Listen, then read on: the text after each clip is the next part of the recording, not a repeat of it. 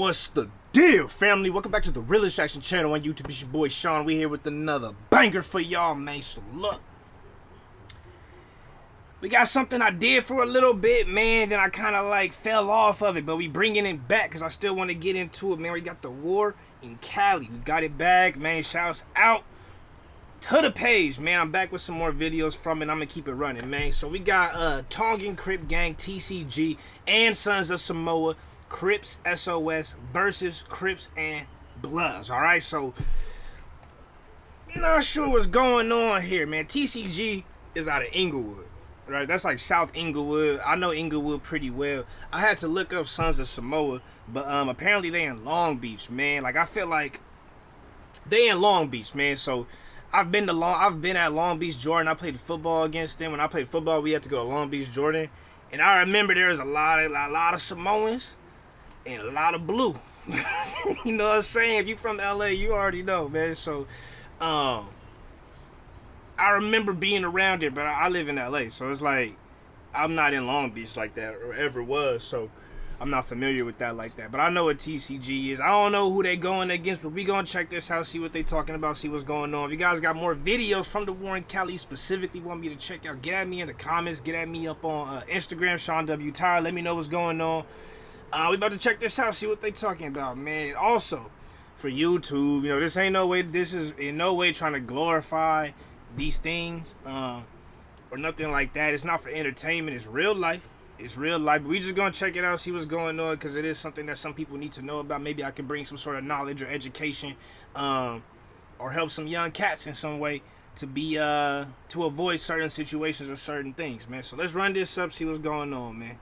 So I will cover Polynesian gangs like TCG and SOS and a few other groups like TFL.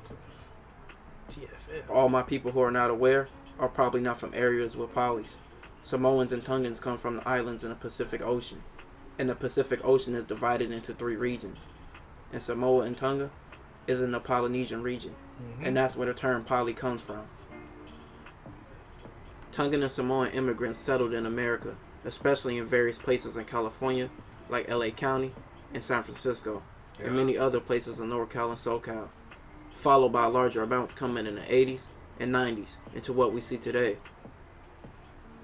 Both groups also settled in places outside of California, like Washington, Arizona, and Utah, and have a presence in those areas.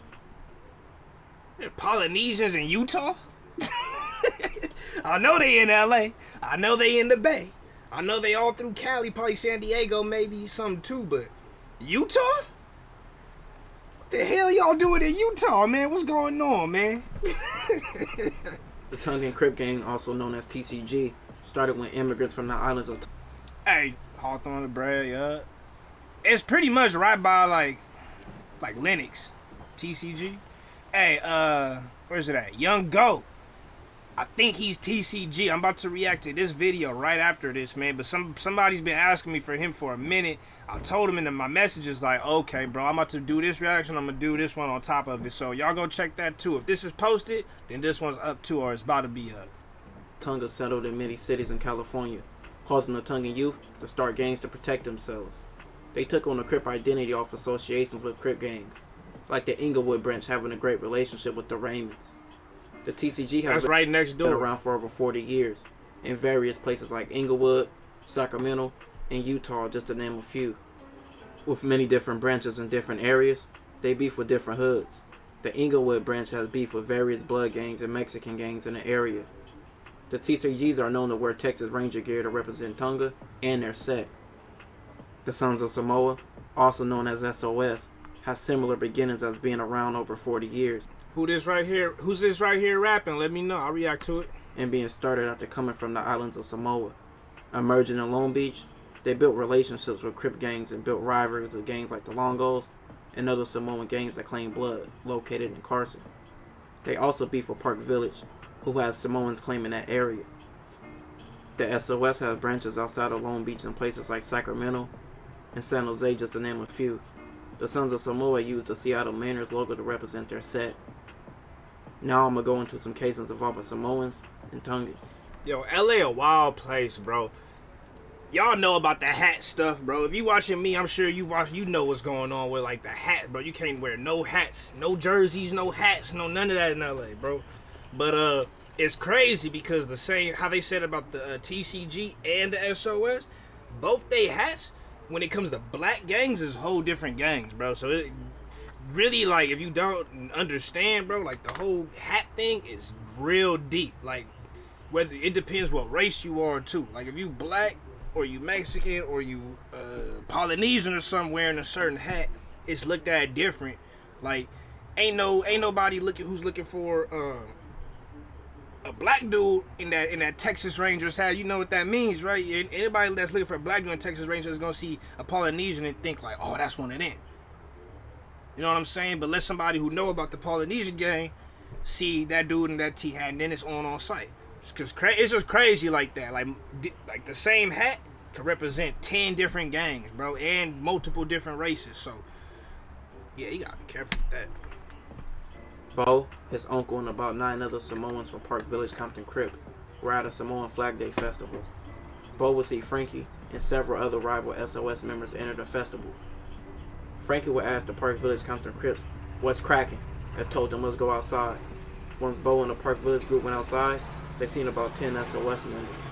The SOS group would yell out, "We strapped." The Park Village group would yell, "We strapped too." Damn. Alice from Park Village. Guns down, fist, gloves up, bro. I'm a firm believer in that. Guns down, gloves up.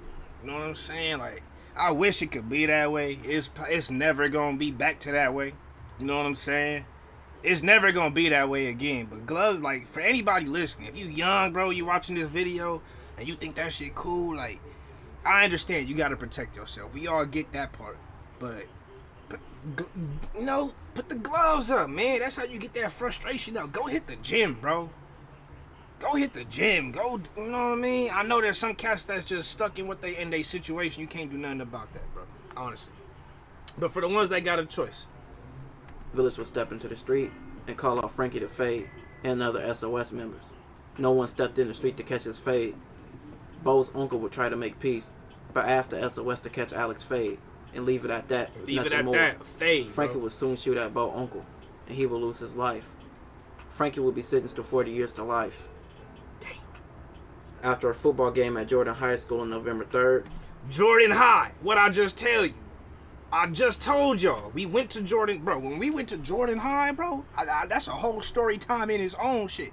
But they was trying to bang on us in the locker rooms. We had to like share, we had to share a locker room. Like their locker room was like we were sharing the same bathrooms in the locker room, but it was like separate. It was mad weird. But I went to a school that got a lot of white kids, bro. Like, you know, I ain't gonna lie. So, what's it called? Like, they was pressing them, bro. Like, I wasn't really tripping. All the other homies like me, you know what I'm saying, wasn't tripping. The other homie who's actually got affiliations in Long Beach wasn't tripping. But they was pressing the white boys, dog. Them dudes was spooked. There's a couple cats that like they was 35, fresh out, bro. For real. Jordan High, man. 2006. Jacob, Simon, Sam, and Sam's younger brother, and a girl named Natalia will be walking on Atlantic Avenue. Jacob noticed a group of 3 cars, a Thunderbird, a Tahoe, and a small vehicle. A man named Shaka drove the Thunderbird. Nathan would be in a Tahoe with 2 females named Tina and Yolanda. The small car had Avery and 2 other women in it. The group in the cars would yell out TFL, which is a Tongan gang called Tongan for Life. Then asked Jacob and his group, where were they from? Someone from Jacob's group said SOS. TFL members would diss SOS and drove off. The group feared TFL would come back, so they went the other way on Atlantic. When they crossed the street, they heard Tongan for Life. Then shots followed. Dang, Jacob would be shot in the leg, bro. and Sam would be stood over and finished off. Nathan would be picked up on November 9th. He would tell officers he was a gangster and wasn't no rat, but he did the opposite of what a gangster would do. He told the officers to give him a piece of paper, and he wrote down Shaka's name. He would admit to everything, but later... Bro, stop trusting these dudes, bro. For all y'all OGs, now I'm talking to the OGs, all right, not the kids, OGs, bro. Y'all putting in work, or maybe you not an OG, maybe you a YG, bro. You putting in work. You putting in active work. You putting in active hours, bro. Don't think that the homie next to you really gonna ride for you, dog. Like when it comes down, because when that pressure get put on, yeah, you know what I'm saying? Dude gonna be when that 20 years start, when he start hearing 20 years. And he start thinking about, damn, where am I going to be in 20 years? What am I going to miss out on in 20 years? You think he thinking about you? You think he thinking about you, bro? If you going to handle something, handle it with the most minimal amount of people around you as possible. As a matter of fact, just be a better person. Don't even handle it. You know what I'm saying? Y'all know why I'm saying that. But if it's already too late and what's going to be done is going to be done, do it by yourself, cause you can't DTA. You can't trust nobody, bro. Can't trust nobody. Everybody looking to take the next man out. Everybody looking to take the next man's place. Everybody looking to make the next man's money. Be smart. Later recanted and say he did no shot. Rocking with you. It was forced to write his name. A woman who was with TFL, who was at the shooting, would testify against Shaka and say he was a shooter and she feared him. Shaka was sentenced to 25 years to life. Yep. March 12th. 2008. Mo, who was Samoan, was a security guard in the area of Jack in the Box, and Carson High School was across the street. Billy and Saya would pull up in a Ford and ask Mo where was he from, and told him this is Northside Long Beach, TFL. Mo responded by saying there's no beef and no problems. He's just doing his job. The Ford drove away, but turned back around. Billy shot at Mo 6 times. Once he fell, they drove away. They would only get 5 miles, and then they were pulled over and arrested. A witness from the school would identify the car and Billy as the shooter. Saya was said they shot Mo because his cousin was shot by a Samoan blood from Carson, and they seen people around Mo wearing red. Damn. Billy would say the same thing and say he felt disrespected by Mo. Billy received 25 years to life, and Saya received 19 years to life. Sheila was from a Samoan hood called Westside Paru in Carson. Westside Paru. Oh, like... She started spending time with her cousin Fa. Fa's dad was an OG SOS member. Sheila was known to have Westside Paru members at her house. In November of 2008, SOS members tore up Sheila's house by busting car windows in her house and wrote all over her car dissing her and Westside Paru. On February 16, 2009, a gold Kia drove by Sheila's home a few times.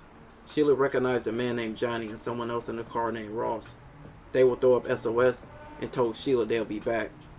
Sheila's dad would come outside to see Johnny driving by again. He called his son Daniel, who was pulling up to their home. Johnny would drive by once again, and Sheila would yell, "That's him." Daniel would jump in his Yukon and have a car chase with Johnny. Daniel called 911 and gave a description of Johnny in his car. He would hear Johnny yell, "Let's blast on them." After calling Daniel's phone over and over to no answer, Sheila's parents, Sheila, and her cousin Fa jumped in their car to find Daniel. After several minutes, they seen Johnny in his Kia and followed him as he came to a stop on the street. They would soon see a man named Mike. Mike would shoot at the car, hitting Sheila's dad in the arm and the chest. Daniel arrived on the scene and his car was shot at multiple times before he drove away, but he wasn't hit. Mike would be accompanied by a few women before he got a call from Johnny saying Bloods were following him. One of the women would tell the police Mike did the shooting. Johnny would be picked up the next day, and he was identified as being one of the men that was involved.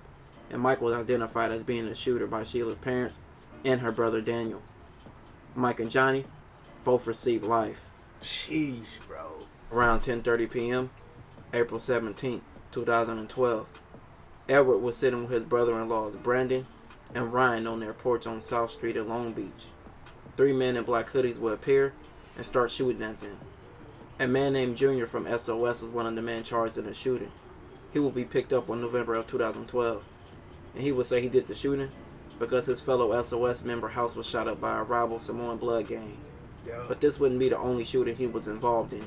Bro, it ain't nothing but a cycle, bro. It's just gonna do this, bro, into a process of elimination, dog. It's just gonna keep doing it. I was just talking to my boys about this literally yesterday, bro, on 420.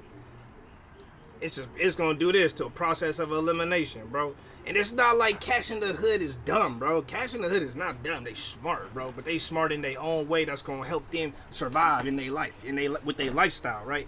But I whopped you out. But like, just wish dudes applied themselves in a better way. And then there's some cats that's just trapped, bro. And that's what me and my boys was talking about. There's some cats that's in some shit that can get out, figure something out, do it a different way, find another path. And then there's cats that are really all the way trapped, and those are the ones I really feel, and those are the cats I really feel bad for, because there is almost no way out. You got about 2-3 options, bro. Dead, in jail. If you can get out, but it's either dead in jail or play a damn sport to get out or something. You know what I mean? Like, the trap is real, and I feel bad for catching those situations. But it's not that dudes are stupid, it's just, or dumb. Is dudes are actually really, really smart, and they learn how to survive. It's just sometimes the cost of survival comes with the cost of your freedom too, and that's tough. Damn. The night of July 21st, 2012, several Samoans will be having a family barbecue at Cherry Park in Long Beach. Many of the Samoans at the park were wearing red. Before. 2 men would shoot up the park and run away. 2 people would be shot and 1 would lose his life. A woman who was in a car watching would identify Junior and would give a description of what happened. Junior's girlfriend would give her account on July 21st by saying she lived near the park and her and Junior drove by, and the people at the park threw up blood signs at them.